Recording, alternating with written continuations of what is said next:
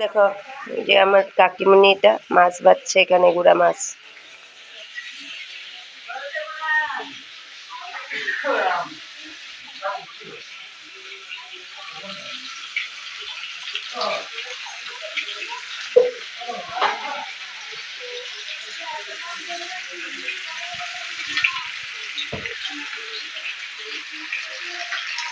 Guys দেখো আজকে আমরা চলে যাব, আর দিদি এখানে রান্না করছে। এখানে সব কিছু রেডি করা আছে, চাউল ভেজানো আছে, পুর হবে, মাংসের জন্য মশলা রেডি আছে।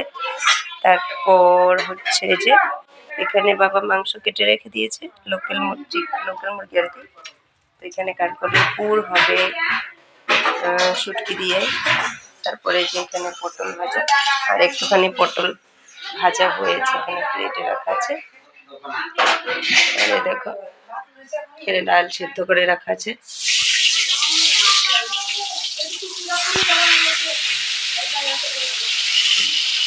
এই যে আমাদের রাঁধুনি মাসি, এটা আমার রাঁধুনি, এটা আমাদের স্পেশাল রাঁধুনি, হায়ার করে আনা হয়েছে লঙ্কার থেকে।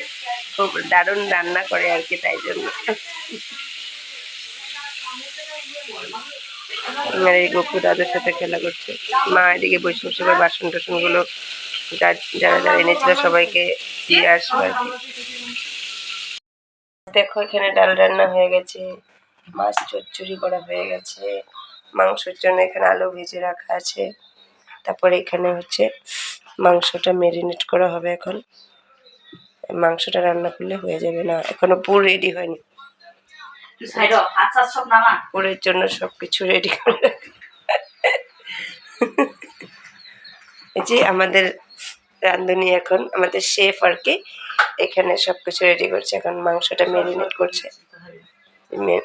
ম্যারিনেট করছে, এই যে দেখে নাও।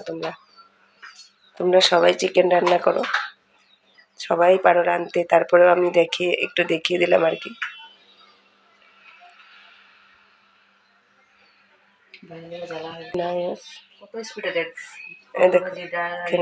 তেল ঢালা হচ্ছে,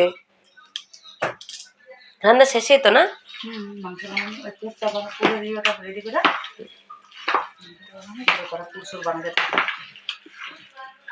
পুরবি না বুঝছো, দেখুন লাল লাল করে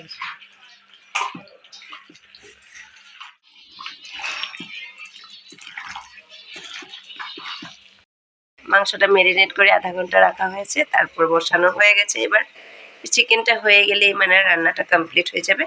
আর এখানে কারকলের মধ্যে পুরো টুর ভরে পুরো রেডি করা আছে, ব্যাস এখন রান্না কমপ্লিট হয়ে যাবে। তারপর হচ্ছে আমরা খেয়ে দিয়ে বেরিয়ে পড়বো। তরকারিটা রান্না হয়ে গেছে প্রায়, টকবক করে ফুটছে ঝোলটা। এখানে কারকলের পুরোটা একদম রেডি। বলেন শেফ, আপনার রান্না করে কেমন লাগছে চুলার সামনে? ভালোই লাগছে।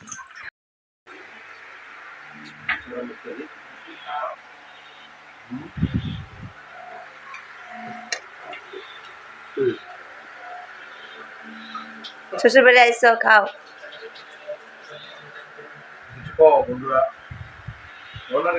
বন্ধুরা দেখো আমার বরের বন্ধু এসেছে আমাকে নিয়ে যেতে, আর এই যে খাচ্ছে ওনারা।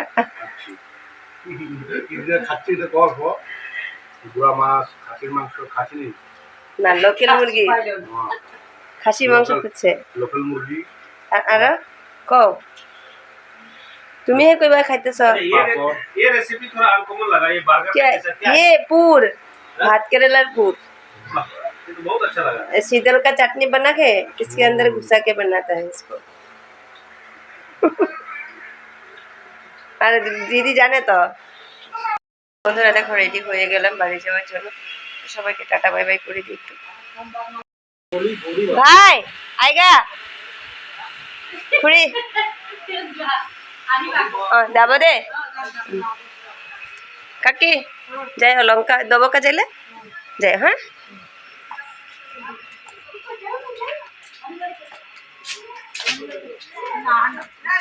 আরেকজনের অবস্থা দেখো।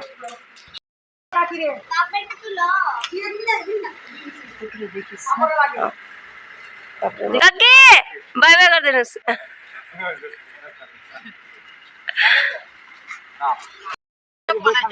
মানি লগে থাকবো তো পাপা মানি লগে কি করছিস তুই যাস যা ওই পাপড়ি রে দিছস ও চিমকি পাপড়িটা দেখিস গাড়ির মধ্যে হ্যাঁ কেরি ব্যাগ দে হ্যাঁ হাতে দে না পয়সা করি মানি লগে থাক মাইগা বাবা আইগা নাম লগে দে বাজার বলে ও যাবি না গপু ঘরে যাব না মোবাইল দেখে চলো না না